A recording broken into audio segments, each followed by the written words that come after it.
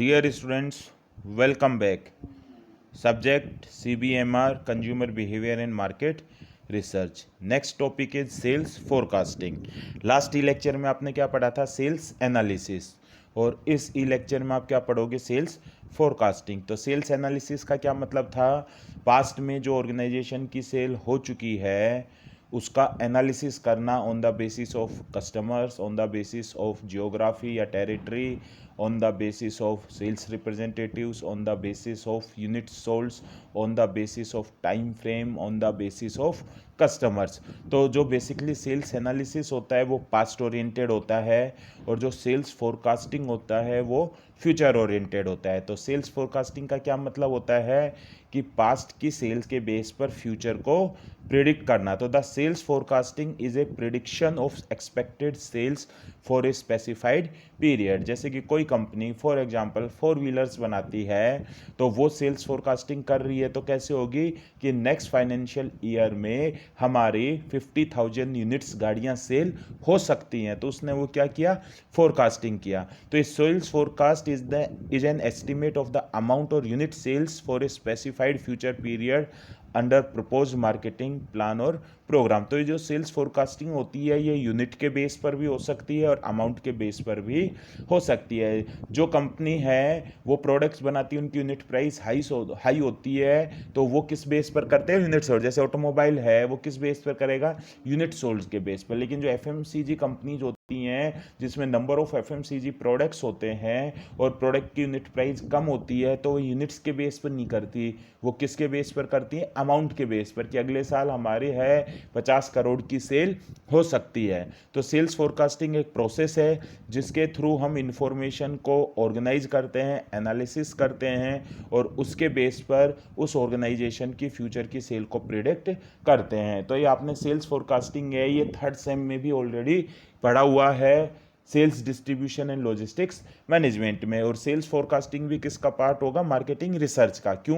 क्योंकि इसमें भी हमारी एक प्रॉब्लम है कि फ्यूचर में कितनी सेल हमारी हो सकती है. तो उस प्रॉब्लम का हम सिस्टमेटिक तरीके से एनालिसिस करते हैं और उसके बेस पर उस प्रॉब्लम का सॉल्यूशन फाइंड आउट करते हैं. जो क्वेश्चन है उसका आंसर फाइंड आउट करते हैं कि भाई हमारी अगले साल 50,000 यूनिट सेल हो सकती है. तो sales forecasting is also part of the marketing research. इसीलिए इस सब्जेक्ट में आप इसको वापस से पढ़ रहे हो. तो objectives of sales forecasting, there are 2 types of objectives of sales forecasting, short run and long run. Short run objectives वो होते हैं जो 3 मंथ से लेकर 12 मंथ यानी कि 1 ईयर तक के होते हैं. तो ये ऑब्जेक्टिव्स किस लिए बनाए जाते हैं? डे टू डे ऑपरेशंस के लिए. जैसे कि आपने डिसाइड कर लिया कि एक साल में हमारी है 50,000 यूनिट सेल हो सकती हैं. तो ऐसा थोड़ी है कि 11 महीने तक आप कुछ नहीं करोगे और लास्ट के 1 महीने में ही आप बना लोगे. तो अब 50,000 यूनिट सेल हो सकती है तो आपको 50,000 यूनिट्स प्रोड्यूस भी करनी पड़ेगी. तो 50,000 यूनिट्स को आप पहले है क्वार्टर में डिवाइड करते हो, फिर मंथ्स में डिवाइड करते हो, फिर वीक में डिवाइड करते हो और फिर पर डे में डिवाइड करते हो कि पर डे हमारी इतनी यूनिट प्रोड्यूस होनी चाहिए. उसके बेस पे आपको रॉ मटेरियल की जरूरत पड़ेगी, उसी के बेस पे ही आपको लेबर सप्लाई की जरूरत पड़ेगी, उसी के बेस पर ही आप अपनी मशीन्स को प्रॉपर्ली यूटिलाइज कर सकते हो. ऐसा थोड़ी कि 7 महीने में ही आपने प्रोडक्शन कर लिया और 5 महीने तक आप मशीन आइडल रहे. तो मशीन है वो कब बढ़िया काम करती है? जब वो कंटिन्यूसली प्रोडक्शन में रहे. तो आपको अपनी है फोरकास्टिंग के बेस पर ही मशीनों की भी क्या करनी पड़ेगी? शेड्यूलिंग करनी पड़ेगी. तो ये तो कौन सा होता है? Short run objective. नेक्स्ट क्या होता है? लॉन्ग रन ऑब्जेक्टिव्स जो कि 5 साल या उससे ज़्यादा के होते हैं. तो वो कौन से ऑब्जेक्टिव्स होंगे? लॉन्ग रन ऑब्जेक्टिव्स होते हैं. तो ये बेसिकली प्लानिंग के लिए होते हैं. जैसे कि फॉर एग्जांपल आपने फोरकास्टिंग कर ली कि 5 साल के बाद हमारी हैं वो 2 लाख यूनिट्स हैं पर ईयर सेल होंगी. तो जो आपका भी करंट प्लांट है उसकी मैक्सिमम कैपेसिटी तो है वो 1.5 लैक्स है, मतलब कि वो 1.5 लाख यूनिट्स ही बना सकती है. तो इसका मतलब 5 साल के बाद उससे तो आपका 100% है प्रोडक्शन हो जाएगा तो भी आप डिमांड को फुलफिल नहीं कर पाओगे. तो इसका मतलब क्या होगा कि 5 साल के बाद आपको एक दूसरा प्लांट भी चाहिए होगा. वैसा तो है नहीं कि 5 साल में के बाद आप तुरंत एक दिन में ही अपना प्लांट बना लोगे. तो उसकी प्लानिंग आपको अभी से ही करनी होगी. भाई उसके लिए साइट भी देखनी पड़ेगी, उसको परचेज भी करना पड़ेगा, कंस्ट्रक्शन भी करना पड़ेगा, मशीन्स भी असेंबल करनी पड़ेंगी. तो आप आज से काम करोगे तो आफ्टर 5 ईयर वो प्लांट है वो प्रोडक्शन के लिए तैयार हो जाएगा। तो वो जो आपके ऑब्जेक्टिव्स होते हैं वो कौन से ऑब्जेक्टिव्स होते हैं? लॉन्ग रन ऑब्जेक्टिव्स होते हैं। नेक्स्ट इसमें क्या आएगा? फैक्टर्स अफेक्टिंग और इन्फ्लुएंसिंग सेल्स फोरकास्टिंग, क्योंकि फोरकास्टिंग फ्यूचर के लिए की जा रही है तो फ्यूचर इज अनप्रिडिक्टेबल, फ्यूचर अनिश्चित है, भविष्य अनिश्चित है, आप उसको प्रिडिक्ट नहीं कर सकते 100%, क्योंकि आपने जो फोरकास्टिंग की है वो फोरकास्टिंग गलत भी हो सकती है। तो जब हम फोरकास्टिंग करते हैं तो कौन कौन से फैक्टर्स हैं जो कि हमारी फोरकास्टिंग को इफेक्ट कर सकते हैं? तो सबसे पहला क्या है? बिजनेस एनवायरनमेंट जो कि कंट्री के अंदर प्रिवेल हो रहा है, जैसे कि फॉर एग्जांपल है पॉलिटिकल एनवायरनमेंट क्या है, इकोनॉमिक एनवायरनमेंट क्या है, सोशल एनवायरनमेंट क्या है, टेक्नोलॉजिकल एनवायरनमेंट क्या है, कल्चरल एनवायरनमेंट क्या है, लीगल एनवायरनमेंट क्या है। जैसे कि फॉर एग्जांपल जिन कंपनीज ने भी जनवरी के फर्स्ट हाफ की अपनी है फोरकास्टिंग की थी तो उन सब की फोरकास्टिंग है गलत हो चुकी है, क्योंकि कोविड-19 कोरोना वायरस की वजह से लॉकडाउन लग रहा है, तो ना तो है प्रोडक्शन हो रहा है और ना ही लोग प्रोडक्ट को परचेज कर रहे हैं, तो उसमें हमारा कंट्रोल नहीं है। तो बिजनेस एनवायरनमेंट की वजह से, और उसमें कौन सा एनवायरनमेंट आ रहा है भाई? पॉलिटिकल एनवायरनमेंट भी है, नेचुरल एनवायरनमेंट भी है कि वायरस का अटैक हो रहा है और गवर्नमेंट ने है लॉकडाउन लगा रखा है, तो इस वजह से है हमारा बिजनेस क्या पड़ा है? बंद पड़ा है, तो हमारी फोरकास्टिंग गलत हो गई। दूसरा है एक्सटर्नल एनवायरनमेंट के साथ साथ मैक्रो, ये तो मैक्रो एक्सटर्नल हो गया। दूसरा माइक्रो एक्सटर्नल एनवायरनमेंट भी इफेक्ट करता है जो कि इंडस्ट्री स्पेसिफिक होता है। अगर इंडस्ट्री में गवर्नमेंट कोई रूल्स रेगुलेशंस चेंज कर देती है, या इंडस्ट्री में कोई नया कंपटीटर आ गया है, या इंडस्ट्री में आपस में है कंपटीटर्स के बीच में वॉर चल रही है, तो उस वजह से भी हमारी जो फोरकास्टिंग है वो क्या हो सकती है? इंपैक्ट हो सकती है। नेक्स्ट, थर्ड, कंपनी का इंटरनल फैक्टर, कंपनी अपने प्रोडक्ट की प्राइस चेंज कर देती है, प्रमोशन चेंज कर देती है, नेगेटिव पब्लिसिटी हो गई कंपनी की, तो उस वजह से भी उसकी फोरकास्टिंग गलत हो सकती है। या उल्टा भी हो सकता है कि जरूरी नहीं कि आपने जो फोरकास्टिंग की है हमेशा फोरकास्टिंग उससे एक्चुअल सेल उससे कम ही आए, एक्चुअल सेल्स उससे ज़्यादा भी हो सकती है। तो आपकी अगर पॉजिटिव पब्लिसिटी हो गई, जैसे फॉर एग्जाम्पल टाटा ने अभी 1500 करोड़ रुपए है वो कोविड-19 में डोनेशन किए हैं, तो इससे टाटा की इमेज है पॉजिटिव होगी। तो हो सकता है कि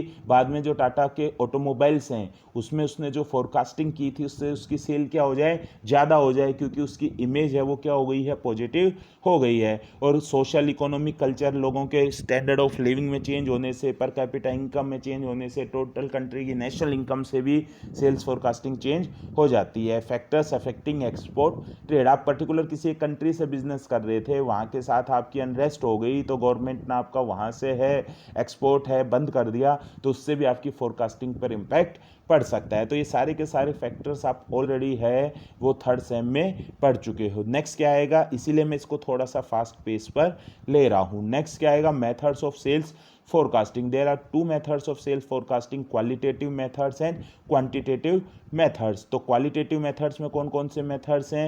याद आ गए होंगे आपको। User expectation, sales for composite, jury of executive opinion, Delphi technique and market test. Quantitative methods में कौन कौन से मेथड्स हैं? Time series analysis, moving average, exponential smoothing, regression and correlation analysis और मल्टीपल रिग्रेशन एनालिसिस। तो first कौन सा method आएगा? Qualitative methods. तो क्वालिटेटिव मेथड्स में फर्स्ट मेथड कौन सा आएगा आपका? User expectation. तो बेसिकली इंडस्ट्रियल प्रोडक्ट्स के लिए यूज किया जाता है जहां पर हमारे पास नंबर ऑफ कस्टमर्स लिमिटेड है। आपको पता है आप स्टिकर लेवलिंग मशीन बनाते हो और ये पूरे इंडिया में केवल ये 20 या 30 कंपनी ही परचेज कर सकती हैं इसको, क्योंकि उसकी यूनिट प्राइस बहुत ज़्यादा है। तो आप क्या करोगे उस केस में? उन पर्टिकुलर कंपनी से ही फ़ोन कर या कॉन्टैक्ट करके डायरेक्ट पूछ सकते हो कि आपको हमारी मशीन की इस साल रिक्वायरमेंट है या नहीं है। तो सपोज आउट ऑफ 20 कंपनीज में से 4 कंपनीज ने बोला कि हाँ इस साल हम आपसे मशीन परचेज कर सकते हैं, तो ये आपकी इस साल की क्या हो गई? फोरकास्टिंग की हमारी जो 4 सेल्स हैं वो इस साल हो सकती हैं। लेकिन इसकी है डिसएडवांटेज क्या है? क्योंकि उन्होंने आपसे ना तो कोई एग्रीमेंट किया है ना कोई कॉन्टैक्ट किया है, वो कह रहे हैं हम कर सकते हैं। अब सपोज उनको यहाँ पर बिजनेस नहीं मिला या उनके भी आगे लॉस हो रहा है, तो कोई ज़रूरी थोड़ी कि वो आपसे मशीन्स परचेज करेंगे ही करेंगे। सेकंड क्या है? Sales for composite. तो सेल्स फॉर कंपोसाइट में क्या होता है कि जैसे फॉर एग्जांपल एक ब्रांच मैनेजर है, उसे अपनी ब्रांच की सेल को फोरकास्ट करना है। तो उसकी ब्रांच में 10 एम्प्लॉयज हैं, तो वो एक एक एम्प्लॉयज से उसकी फोरकास्टिंग पूछ सकता है। अच्छा बताओ राकेश आप कितनी सेल करोगे, अच्छा बताओ विजय आप कितनी सेल करोगे, अच्छा बताओ अजय आप कितनी सेल करोगे। तो कोई कह रहा है कि मैं इस साल 200 सेल करूंगा, कोई कह रहा है 500 सेल करूंगा, कोई कह रहा है 300 सेल करूंगा। तो उन सबको जोड़ लेंगे तो उस ब्रांच की सेल्स फोरकास्टिंग हो जाएगी, और उन सब ब्रांचेज को जोड़ लेंगे तो पूरी कंट्री की सेल्स फोरकास्टिंग हो जाएगी। लेकिन इसकी भी एक डिसएडवांटेज क्या है कि जो सेल्स एग्जीक्यूटिव होता है, वो सेल्स एग्जीक्यूटिव कई बार सोचते हैं यार अभी डांट पड़ेगी, मैं 100 बोल लूँगा, तो कहेगा 1 साल बाद देखी जाएगी, जब तक क्या पता इस ऑर्गेनाइजेशन में रहूँ या नहीं रहूँ। तो अभी तो वो बोलने को 300 बोल देता है, तो वो अपने आप को क्या कर देते हैं, ओवर एस्टिमेट कर देते हैं। नेक्स्ट क्या है, ज्यूरी ऑफ एग्जीक्यूटिव ओपिनियन। ये पहले सेकंड वाले के जस्ट अपोजिट है। अगर आपकी ब्रांच में जो सेल्स एग्जीक्यूटिव्स हैं वो एक्सपीरियंस है, आप उनके साथ 1 आध साल काम कर चुके हो और आपकी भी वहाँ स्टेबिलिटी है, तो इस केस में मुझे पता है कि राकेश, अजय, विजय, राजेश, नीरज, इनमें से कौन है ज़्यादा पोटेंशियल वाला है और कौन कम पोटेंशियल वाला है। तो इसमें जो ब्रांच मैनेजर है वो अपने एक्सपीरियंस के बेस पर एक एक एम्प्लॉय की जो है उसकी सेल का खुद एस्टिमेशन लगाता है, तो उससे उसकी ब्रांच का एस्टिमेशन लग जाता है, और फिर सब ब्रांचेज का होता है तो पूरी कंट्री का एस्टिमेशन लग जाता है। तो सेकंड और थर्ड में क्या डिफरेंस है, सेकंड में तो सेल्स पर्सन से हम खुद पूछते हैं आप कितनी सेल करोगे, और ज्यूरी ऑफ एग्जीक्यूटिव ओपिनियन में जो उनके अपर मैनेजमेंट वाला होता है वो उसकी फोरकास्टिंग को अपने एक्सपीरियंस और इंट्यूशन के बेस पर डिसाइड करता है। नेक्स्ट क्या है, डेल्फी टेक्निक। ये भी ज्यूरी ऑफ एग्जीक्यूटिव ओपिनियन जैसी है, बस इसमें एक डिफरेंस ये है कि ज्यूरी ऑफ एग्जीक्यूटिव ओपिनियन में तो केवल आपका है सुपरवाइजर होता है, टॉप मैनेजमेंट जो आपसे इमीडिएट होता है ऊपर वो होता है। ज्यूरी ऑफ एग्जीक्यूटिव ओपिनियन में हम अलग अलग इंडस्ट्री से भी एक्सपर्ट को लेते हैं और उन एक्सपर्ट से हम अलग अलग पूछते हैं और उन सब के बाद उनका एवरेज जोड़ लिया जाता है। जैसे फॉर एग्जांपल कोई कंपनी अपने ऑटोमोबाइल की सेल्स फोरकास्टिंग करना चाह रही है तो वो अपने सेल्स मैनेजर से ही पूछेगी, जो ऑटो इंडस्ट्री का एक्सपर्ट है उससे भी पूछेगी भाई ये क्या कहती है कि ऑटो इंडस्ट्री में इस साल कितनी सेल हो सकती है हमारी। वो इकोनॉमिस्ट से भी पूछेगी क्योंकि इकोनॉमिस्ट को इकोनॉमी का आइडिया रहेगा, तो उससे पूछ सकती है कि इकोनॉमी क्या कहती है कि अप जाएगी तो हमारी कितनी सेल हो सकती है, डाउन जाएगी तो हमारी कितनी सेल हो सकती है। वो रिसर्च स्कॉलर से भी पूछ सकती है जो कि पर्टिकुलर उस फील्ड के ऊपर रिसर्च कर रहा है। लेकिन इन सबको एक साथ बैठाकर नहीं पूछा जाता, इन सब से अलग अलग ओपिनियन लिया जाता है और इन सबको जोड़कर टोटल जितने होते हैं उनसे डिवाइड कर एवरेज सेल्स फोरकास्टिंग कर ली जाती है। और लास्ट क्या है, मार्केट टेस्ट। जब हमारा प्रोडक्ट है हमने फर्स्ट टाइम इंट्रोड्यूस किया है तो पास्ट का तो कोई डेटा रहता नहीं है जिसके बेस पर हम उसकी सेल्स को फोरकास्ट कर सके। तो उस कंडीशन में हम कुछ लिमिटेड मेट्रो सिटी में कुछ लिमिटेड टाइम पीरियड के लिए उस प्रोडक्ट को इंट्रोड्यूस करते हैं और फिर वहाँ पर जो सेल आती है उसी प्रपोजिशन में फिर हम उसकी सेल्स फोरकास्टिंग कर लेते हैं। तो बेसिकली जो न्यू प्रोडक्ट्स हैं जिनका पास्ट का कोई रिकॉर्ड नहीं होता है उनकी सेल्स की फोरकास्टिंग को किसके बेस पर किया जाता है, मार्केट टेस्ट के बेस पर किया जाता है। अगर उस पर्टिकुलर मार्केट में कस्टमर्स उसे एक्सेप्ट कर रहे हैं तो इसका मतलब उसकी सेल्स ज़्यादा होगी, उसी प्रपोजिशन में हम उसकी सेल कर लेंगे, और अगर उतना एक्सेप्ट नहीं किया तो इसका मतलब उसकी सेल कम होगी, तो उसी प्रपोजिशन में ही हम उसकी सेल को एस्टिमेट कर लेते हैं। तो ये सारे के सारे कौन से मेथड्स हैं, क्वालिटेटिव मेथड्स। नेक्स्ट कौन सा आ जाएगा, क्वांटिटेटिव मेथड्स। तो क्वांटिटेटिव मेथड्स में फर्स्ट क्या है, टाइम सीरीज एनालिसिस। ये बेसिकली 10 साल या उससे ज़्यादा की सेल्स फोरकास्टिंग के काम में आता है। तो जो लॉन्ग टर्म ऑब्जेक्टिव्स बताए थे उसके लिए, क्योंकि 10 साल का टाइम बहुत ज़्यादा होता है, इसीलिए जो सेल्स है वो किस किस पे डिपेंड करती है, long term variations denoted by T, cyclical variation denoted by C, seasonal variation denoted by S, और unexpected changes denoted by I. तो लॉन्ग टर्म वेरिएशन का क्या मतलब है, 10 साल में लोगों की टेस्ट, प्रेफरेंस, फैशन, स्टाइल, ये सारी क्या हो सकती हैं, चेंज हो सकते हैं। जैसे कोई कंपनी है जो डीजल और पेट्रोल की कार बनाती है, वो 10 साल बाद का एस्टिमेशन करेगी तो 10 साल बाद तो हो सकता है डीजल पेट्रोल की बजाय इलेक्ट्रिक कारें हैं वही ज़्यादा चलन में होंगी, तो वो वेरिएशन कौन सा होगा, टी। साइक्लिकल वेरिएशन का मतलब 10 साल में इकोनॉमी कभी रिसेशन में जाएगी, कभी डिप्रेशन में जाएगी, कभी रिकवरी में जाएगी, कभी ग्रोथ में जाएगी। तो हर साइकिल में सेल्स अलग अलग होगी। सीजनल चेंजेस का मतलब अगर कोई प्रोडक्ट सीजनल प्रोडक्ट है तो ऑफ सीजन में तो सेल कम होगी और ऑन सीजन में सेल ज़्यादा होगी। और आई का मतलब इरेगुलर का क्या मतलब है कि भाई 10 साल में बाढ़ भी आ सकती है, तूफान भी आ सकता है, अकाल भी पड़ सकता है, या कोरोना वायरस जैसा कोई है इम्पैक्ट भी आ सकता है, अर्थक्वेक भी आ सकता है, तो उस वजह से भी हमारी सेल्स पर क्या पड़ सकता है, इम्पैक्ट पड़ सकता है। सेकंड क्या आ जाता है, मूविंग एवरेज। तो मूविंग एवरेज का क्या मतलब होता है कि सपोज है आपकी 2016 में सेल हुई 10,000 यूनिट्स, 2017 में सेल हुई 20,000 यूनिट्स, 2018 में सेल हुई आपकी 15,000 यूनिट्स, तो 2019 में आपकी कितनी सेल होगी, 2016, 17 और 18 की जोड़कर उसको 3 से डिवाइड कर देंगे। मीन्स 10,000 प्लस 20,000 प्लस 15,000 ऑब्लिक 3, तो वो आपकी क्या आ जाएगी, 2019 की सेल। अब आपको 2020 की सेल करनी थी, तो 2019 में फॉर एग्जांपल आपकी है 18,000 सेल हुई, तो इसमें हम 2016 हटा देंगे, 17, 18, 19 की रखेंगे और 3 का भाग लगा देंगे या डिवाइड कर देंगे। इसी तरह आपको 2021 की सेल काउंट करनी है, फोरकास्ट करनी है, तो उसमें हम 20, 19 और 18 करेंगे, 17 को हटा देंगे। मतलब कि जो हमारी एवरेज है वो एक तरफ क्या कर रही है, मूव कर रही है, तो इसे हम क्या बोलते हैं, मूविंग एवरेज बोलते हैं। तो इसमें हम है एक जो सबसे लास्ट ईयर होता है उसको तो एलिमिनेट कर देते हैं और जो करंट ईयर होता है उसको हम ऐड कर लेते हैं। नेक्स्ट क्या है, एक्सपोनेंशियल स्मूथिंग। मूविंग एवरेज में तो आपने देखा कि 2016, 17, 18 तीनों की सेल को इक्वल इंपॉर्टेंस दी गई है, लेकिन एक्चुअल में क्या होता है कि जो हमारा लेटेस्ट है उस पर है जो लेटेस्ट ईयर का इम्पैक्ट ज़्यादा पड़ता है। जैसे फॉर एग्जांपल 2020 की सेल पर फोरकास्टिंग पर 2019 की सेल का इम्पैक्ट ज़्यादा होगा, 2018 की सेल का इम्पैक्ट उससे कम होगा और 2017 की सेल का इम्पैक्ट उससे कम होगा। तो अगर हम 2020 की सेल्स को फोरकास्ट कर रहे हैं तो हम सबसे ज़्यादा वेटेज किसको देंगे, 2019 को। तो फॉर एग्जांपल उसको तो 0.5 वेटेज दे दी, तो हमारी 2020 में 20,000 यूनिट सेल हुई थी, तो उसको तो 0.5 से मल्टीप्लाई कर दिया, प्लस हमारी 2018 में है 15,000 सेल हुई थी, उसको 0.3 से मल्टीप्लाई कर दिया, और हमारी 2017 में है फॉर एग्जांपल 22,000 यूनिट सेल हुई थी, उसको हमने 0.2 से मल्टीप्लाई कर दिया। तो जो जितने फिगर्स आएंगे उसको जोड़कर उसको 3 से डिवाइड कर देंगे, तो उसको हम कौन सी स्मूथिंग बोलेंगे, एक्सपोनेंशियल स्मूथिंग बोलेंगे, क्योंकि हमने 2019 की सेल को सबसे ज़्यादा वेटेज दी है 0.5 की, 2018 की सेल को उससे कम वेटेज दी है 0.3 की, और 2017 की सेल को सबसे कम वेटेज दी है 0.2 की। तो 0.5, 0.3 और 0.2 करोगे तो आप कितना आएगा, 1। जबकि जो इससे ऊपर वाला था मूविंग एवरेज, उसमें हर किसी को वेटिंग 1 ही दी थी वेटेज, तभी तो है 20,000 को भी 1 से मल्टीप्लाई किया तो 20,000 आया, 18,000 को भी 1 से मल्टीप्लाई किया तो 80,000 आया, और 15,000 को भी 1 से मल्टीप्लाई किया तो 50,000 आया। तो 20,000 प्लस 18,000 प्लस 50,000, 15,000 ऑब्लिक 3। नेक्स्ट क्या आएगा, रिग्रेशन एंड कोरिलेशन एनालिसिस।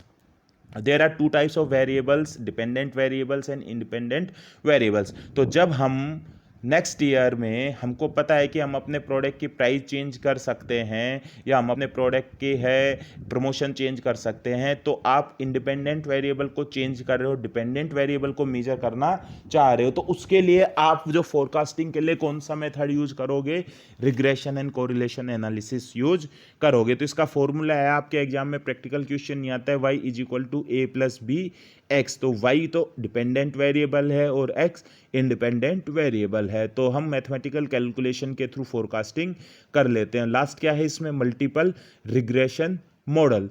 तो जब आपके एक से ज़्यादा इंडिपेंडेंट वेरिएबल्स को आप चेक कर रहे हो या चेंज कर रहे हो और उससे आप डिपेंडेंट वेरिएबल को मेजर कर रहे हो, तो आप रिग्रेशन एनालिसिस की जगह कौन सा मॉडल यूज करोगे, मल्टीपल रिग्रेशन एनालिसिस। जैसे आप अगले साल अपनी सेलिब्रिटी इंडोर्समेंट भी चेंज कर रहे हो, अपने प्रोडक्ट की प्राइस भी चेंज कर रहे हो और फिर सेल्स को फोरकास्ट करना चाह रहे हो, तो इसमें आपकी जो सेल्स है दो इंडिपेंडेंट वेरिएबल पर डिपेंड कर रही है, एक तो प्राइस और दूसरी आपकी सेलिब्रिटी इंडोर्समेंट यानी कि प्रमोशन के ऊपर। तो आप कौन सा एनालिसिस यूज करोगे? मल्टीपल रिग्रेशन एनालिसिस यूज करोगे। तो इसका फॉर्मूला है YF is equal to A plus B1 X1 B2 X2 B3 F3 या X3। तो इसमें जो X1 X2 X3 हैं ये तो इंडिपेंडेंट वेरिएबल हैं और Y आपका क्या हो जाएगा? डिपेंडेंट वेरिएबल हो जाएगा। तो ये आपके कौन से मेथड्स हो गए? Quantitative methods. नेक्स्ट क्या आ जाएगा आपका? सेलेक्टिंग ए फोरकास्टिंग मेथड, कि हमको एक फोरकास्टिंग मेथड सेलेक्ट करते टाइम क्या क्या चीज़ों को ध्यान में रखना चाहिए। तो पहला क्या है? एक्यूरेसी। सिंपल सी बात है, क्वालिटेटिव मेथड्स के कंपैरिजन में क्वांटिटेटिव मेथड ज़्यादा एक्यूरेट होते हैं। तो अगर आपके पास पास्ट का एग्जैक्ट डेटा अवेलेबल है तो आपको क्वांटिटेटिव मेथड्स यूज करने चाहिए। सेकेंड क्या है? कॉस्ट।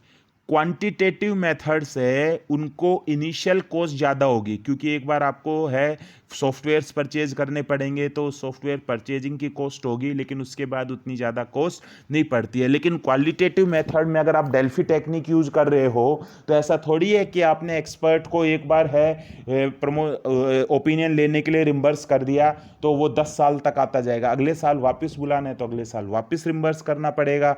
इसी तरह अगर आपको मार्केट टेस्ट अगले साल करना है तो वापस से कॉस्ट इनकर करनी पड़ेगी। तो क्वालिटेटिव मेथड्स में कॉस्ट ज़्यादा होती है as compared to quantitative methods. Next क्या है? Type of data available. तो जहां पर आपको डेटा अवेलेबल हो रहा है उस केस में आप है क्वांटिटेटिव मेथड्स यूज कर सकते हो, जैसे कि मूविंग एवरेज या एक्सपोनेंशियल स्मूथिंग। इनके लिए आपको क्या चाहिए? डेटा चाहिए। तो जब तक डेटा अवेलेबल नहीं होगा आप नहीं कर सकते हो। लेकिन अगर आपके पास डेटा अवेलेबल नहीं है तो आप क्वालिटेटिव मेथड्स को यूज कर सकते हो, क्योंकि ज़्यादातर जो क्वालिटेटिव मेथड्स है वो ओपिनियन के ऊपर ही बेस्ड है। रिक्वायरमेंट्स ऑफ सॉफ्टवेयर, तो अब आपको पता ही है क्वांटिटेटिव मेथड्स में है रिग्रेशन के लिए, कोरिलेशन के लिए, इन सब के लिए है जो स्टैटिस्टिकल सॉफ्टवेयर्स होते हैं उनकी क्या होती है? रिक्वायरमेंट होती है। Next, experience of the company. Company है वो कौन सा फोरकास्टिंग मेथड यूज करेगी ये डिपेंड करता है कंपनी के एक्सपीरियंस पे भी। जैसे जैसे एक कंपनी एक्सपीरियंस्ड होती जाती है उसको आइडिया लग जाता है कि इस साल कौन सा फोरकास्टिंग मेथड मेरे लिए सबसे बेस्ट रहेगा, तो वो उसी फोरकास्टिंग मेथड को ही यूज करती है। दूसरा भाई, अगर हम एक ही मेथड यूज कर रहे हैं और उससे अगर हमारा रिजल्ट हमेशा सही आ रहा है, उतनी ही फोरकास्टिंग करते हैं उतनी सेल होती है, तो हम उसी फोरकास्टिंग मेथड को ही यूज करते जाएंगे। और लास्ट क्या है इसमें? Limitations of sales forecasting. तो पहली क्या है कि जो फोरकास्टिंग है वो फ्यूचर के लिए हो रही है। तो फ्यूचर कैसा है? अनप्रिडिक्टेबल है। तो हम कंज्यूमर बिहेवियर में चेंज हो सकता है, फैशन में, इनकम में, स्टाइल में, टेस्ट में, क्योंकि जो कंज्यूमर बिहेवियर है वो डायनेमिक होता है। तो अगर कंज्यूमर का बिहेवियर ही चेंज हो गया तो हमारी फोरकास्टिंग भी चेंज हो जाएगी। नेक्स्ट क्या है? Non availability of accurate data. कई बार आप दूसरी कंट्री में बिजनेस कर रहे हो, वहाँ की आप फोरकास्टिंग करना चाहते हो तो उस कंट्री से आपको कोई भी डेटा अवेलेबल नहीं हो पाता है, तो उस केस में आप है क्वांटिटेटिव मेथड्स का यूज नहीं कर पाते। और आपको पहले ही बताया था quantitative methods are more accurate than qualitative methods. Next क्या है? Insufficient and inexperience sales forecaster. भाई सेल्स फोरकास्टिंग भी एक आर्ट है जो कि टाइम और एक्सपीरियंस के साथ आती है। जब आप शुरू में फोरकास्टिंग कर रहे होते हो तो आपका जो सेल्स फोरकास्टर होता है वो इनएक्सपीरियंस होता है, इनसफिशिएंट होता है, उसे मेथड्स की जानकारी नहीं होती है, तो इस वजह से आपकी फोरकास्टिंग गलत हो सकती है। नेक्स्ट क्या? आप फोरकास्टिंग अपने लिए कर रहे हो, आपको कंप्यूटर के मूव्स का थोड़ी पता है। अगर बीच ईयर में, मिड ईयर में कंप्यूटर कोई नया है अपना प्रोडक्ट लॉन्च कर दे या अपनी है प्राइजिंग पॉलिसी चेंज कर दे, तो उस वजह से आपकी है फोरकास्टिंग क्या हो सकती है? चेंज हो सकती है। आपने अपनी है प्रीमियम हैचबैक में फोरकास्टिंग की हुई थी और बीच में आपके कंप्यूटर ने भी कोई अच्छा प्रीमियम हैचबैक का मॉडल इंट्रोड्यूस कर दिया, तो काफ़ी कस्टमर्स उसकी तरफ शिफ्ट हो गए, तो आपकी फोरकास्टिंग क्या हो गई? गलत हो गई। नेक्स्ट क्या है? Dependence on one method only. कई कंपनीज हैं वो एक ही मेथड को ही बार बार यूज करती जाती हैं, जबकि अगर एक मेथड आपका सही नहीं हो रहा है तो आपको अपने मेथड्स को चेंज करते रहना चाहिए और कई बार दूसरे मेथड से भी चेक करना चाहिए कि वाकई में हमारी फोरकास्टिंग सही है या नहीं है। Next, biasness of expert. जब हम क्वालिटेटिव मेथड्स यूज कर रहे हैं तो उसमें बताया कि ज्यूरी ऑफ एग्जीक्यूटिव ओपिनियन है या एक्सपर्ट है, डेल्फी टेक्निक है, डेल्फी टेक्निक में आपने किसी एक्सपर्ट को बुलाया, उसको आपको 50,000 का पेमेंट देना था, तो एक्सपर्ट सोचेगा यार मैं फोरकास्टिंग गलत बता दूंगा, कम बता दूंगा जो एक्चुअल है। अगर कम आ रही होगी और कम बता देगा तो सोचेगा कि ऑर्गेनाइजेशन हो सकता है अगली बार मुझे बुलाए नहीं, और अभी से ऑर्गेनाइजेशन सोचेगी कि फोरकास्टिंग तो कम हो रही है, सेल्स कम हो रही है, तो मेरा रिम्बर्समेंट भी रोक सकती है। तो वो जानबूझकर है फोरकास्टिंग क्या करता है, ज़्यादा बता देता है। या इसी तरह है, आपको सेल्स फॉर कंपोसाइट में बताया था, उसमें सेल्स रिप्रेजेंटेटिव जानबूझकर अपनी है फोरकास्टिंग है वो ज़्यादा कर सकता है। Sudden change in government policy, government ने आपके प्रोडक्ट में रेस्ट्रिक्शंस लगा दी, आपके प्रोडक्ट को बैन कर दिया, तो उस वजह से भी आपकी फोरकास्टिंग चेंज हो सकती है। और जो इकोनॉमिक कंडीशन है उसकी वजह से भी आपकी फोरकास्टिंग गलत जा सकती है। कोई भी चेंजेज हो गए, वार की वजह से, कम्युनल राइट की वजह से, नेचुरल कैलेमिटी की वजह से, जैसे इसका सबसे बेस्ट एग्जांपल अभी चल ही रहा है, कोरोना वायरस की वजह से लॉकडाउन चल रहा है। तो जिन जिन कंपनीज ने भी, सभी कंपनीज की जो फोरकास्टिंग थी वो लेकर अब आपकी सबकी फोरकास्टिंग क्या हो गई है, गलत हो गई है। क्योंकि जब प्रोडक्शन ही नहीं हो रहा, कस्टमर प्रोडक्ट ही नहीं खरीद रहे, तो ऑटोमेटिकली सेल नहीं हो रही। तो इसी के साथ ही आपका जो सेल्स फोरकास्टिंग है वो टॉपिक कंप्लीट हो गया। Stay home, stay safe, thank you very much.